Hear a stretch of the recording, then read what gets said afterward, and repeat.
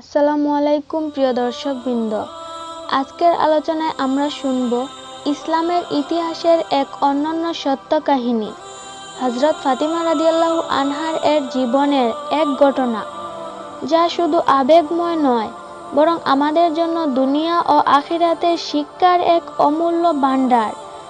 ভিডিওটি মনোযোগ দিয়ে শেষ পর্যন্ত শুনবেন, ইনশাআল্লাহ আপনার হৃদয় কেঁপে উঠবে।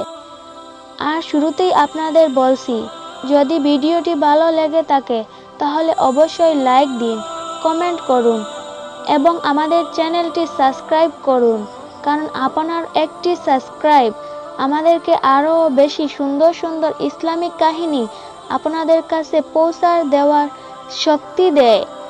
হযরত ফাতিমা রাদিয়াল্লাহু আনহা ছিলেন রাসূল সাল্লাল্লাহু আলাইহি ওয়াসাল্লামের অতি প্রিয় কন্যা। তিনি ছিলেন ধৈর্যশীলা, ত্যাগী এবং সাহসী নারী। ছোটবেলা থেকেই দুঃখ, কষ্ট ও অভাবের মাঝেই তার জীবন কাটে, কিন্তু তিনি কখনো অভিযোগ করেননি। তিনি ছিলেন জান্নাতের নারী সর্দারের একজন, যাকে রাসূল সাল্লাল্লাহু আলাইহি ওয়াসাল্লাম বিশেষ মর্যাদার ভূষিত করেছিলেন। একদিন ফাতিমা রাদিয়াল্লাহু আনহা খবর পেলেন তার শৈশবের এক বান্ধবী, যে ইহুদি সম্প্রদায়ের মেয়ে, তার বিয়ে হচ্ছে। চারিদিকে উৎসবের সাজ, ডাক, ঢোল আর আনন্দের রং। সেই বান্ধবী আন্তরিকভাবে ফাতিমাকে আমন্ত্রণ জানালেন। ফাতিমা রাদিয়াল্লাহু আনহার অন্তরে তখন দ্বিধা, যাবেন কি না যাবেন না। একদিকে শৈশবের মধুর সম্পর্ক, অন্যদিকে ইসলামের বিধান। তিনি ভাবছেন, রাসূল সাল্লাল্লাহু আলাইহি ওয়াসাল্লাম সব সময় শিক্ষা দিয়েছেন, যে আল্লাহ ও পরকালে বিশ্বাস করে না, সে যেন আল্লাহকে কষ্ট দেয় এমন আসরে অংশগ্রহণ করে। সহিহ বুখারী। আল্লাহ তাআলা কুরআনে বলেছেন, তোমরা তাদের সাথে বসো না যারা আল্লাহর আয়াত নিয়ে ঠাট্টা বিদ্রূপ করে, যতক্ষণ না তারা অন্য প্রসঙ্গে চলে আসে। সূরা নিসা 140। ফাতিমা রাদিয়াল্লাহু আনহা বুঝলেন, বিয়ের অনুষ্ঠানটি আনন্দময় হলেও সেখানে গান বাজনা, নাচ, বেহায়াপনা, মদ পান ইত্যাদি থাকতে পারে, যা ইসলামের অনুমোদন করে না। তিনি আল্লাহর সন্তুষ্টিকে অগ্রাধিকার দিলেন। তবুও বান্ধবীর প্রতি ভালোবাসা ছিল প্রবল। তিনি সাহস করে তার বান্ধবীর কাছে গেলেন, বললেন, হে আমার বান্ধবী, আমি তোমার জন্য দোয়া করি, আল্লাহ তোমার দাম্পত্য জীবন সুখময় করুন। আমি তোমাকে অন্তরের অন্তঃস্থল থেকে ভালোবাসি, কিন্তু আমি সেই আসরে অংশ নিতে পারবো না যেখানে আল্লাহর অবজ্ঞা হয়, কারণ আমি রাসূল সাল্লাল্লাহু আলাইহি ওয়াসাল্লামের কন্যা। আমি যদি হারাম আসরে যাই তাহলে আমার দিন নষ্ট হবে।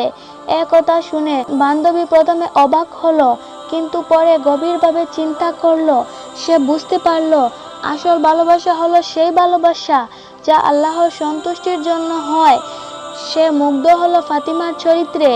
এই ঘটনার মধ্যে আছে এক বিরাট শিক্ষা। আমাদের অনেক সময় বন্ধুত্ব, আত্মীয়তা বা সামাজিক সম্পর্কের কারণে আমরা অনেক ভুল কাজে অংশ নেই।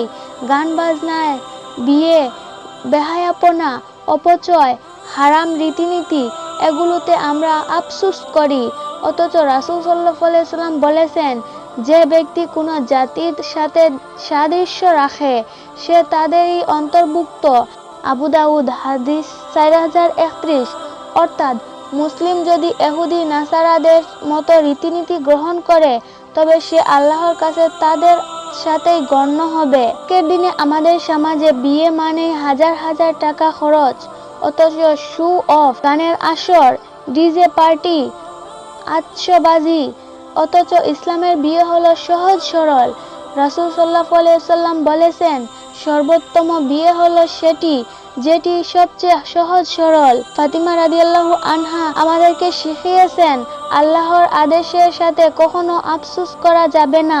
বন্ধুত্ব থাকবে, ভালোবাসা থাকবে, দোয়া থাকবে, কিন্তু ইসলামের সীমানা লঙ্ঘন করা যাবে না। আজ যদি আমরা ফাতিমার মতো সাহসী হই তাহলে সমাজ থেকে অনেক অপসংস্কৃতি চলে যাবে। আমাদের বিয়ে হবে সহজ, হারাম থেকে মুক্ত, আল্লাহর সন্তুষ্টির উপর প্রতিষ্ঠিত। প্রিয় দর্শকবৃন্দ, এই কাহিনী আমাদের জন্য শিক্ষা। দুনিয়ার ভালোবাসার উপর আল্লাহর ভালোবাসা বড়। আমরা যেন বন্ধুত্বে, আত্মীয়তার কিংবা সামাজিক অনুষ্ঠানে কখনো দিনের সাথে আফসোস না করি। আল্লাহ তাআলা বলেছেন, যে আল্লাহকে ভয় করে তিনি তার জন্য উত্তরণের পথ বের করে দেন এবং তাকে এমন জায়গা থেকে রিজিক দেন যা সে কল্পনাও করতে পারে না। সুতরাং আমরা আল্লাহকে ভয় করি, দিনের পথে অটল থাকি, তাহলে ইনশাআল্লাহ আল্লাহ আমাদের জন্য উত্তম ব্যবস্থা করবেন। প্রিয় ভাই ও বোনেরা, এই ছিল হযরত ফাতিমা রাদিয়াল্লাহু আনহার জীবনের এক সত্য কাহিনী, যা আমাদেরকে আল্লাহর সন্তুষ্টির পথে দৃঢ় করে।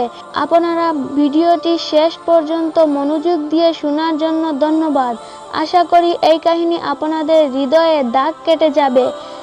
আপনাদের কাছে আবারও অনুরোধ, যদি ভিডিওটি ভালো লেগে থাকে তবে লাইক দিন, শেয়ার করুন এবং অবশ্যই আমাদের চ্যানেলটি সাবস্ক্রাইব করুন। পরবর্তী ভিডিওতে আমরা আবারও দেখা করব ইনশাআল্লাহ ইসলামের আরেকটি অনন্য সত্য কাহিনী নিয়ে। আল্লাহ হাফেজ, সবাই ভালো থাকুন।